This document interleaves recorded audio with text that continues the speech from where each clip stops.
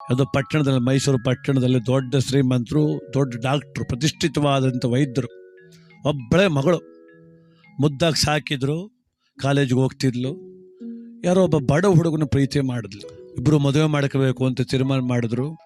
Doctor ಮಗಳು ಅವ್ರ ಅಪ್ಪನಿಗೆ ಹೇಳಿದ್ಲು, ಅಪ್ಪ ನಾನು ಒಂದು ಹುಡುಗನ ಪ್ರೀತಿ ಮಾಡಿದ್ದೀನಿ, ಅವನನ್ನೇ ಮದುವೆ ಆಗ್ತೀನಿ ಅಂತ.